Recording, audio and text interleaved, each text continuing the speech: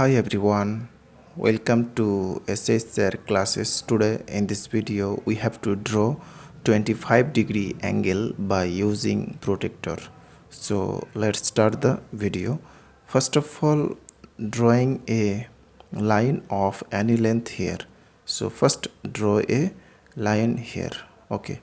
Next, pointing out here to draw 25-degree angle. Now putting the protractor on the point perfectly.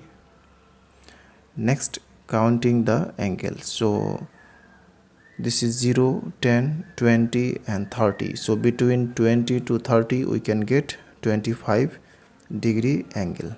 Okay, so this is 25-degree angle. Now joining this to get 25-degree angle.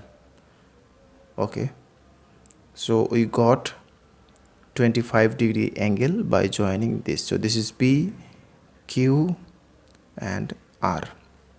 So angle PQR equal to 25-degree. So this is 25-degree. So therefore angle PQR equal to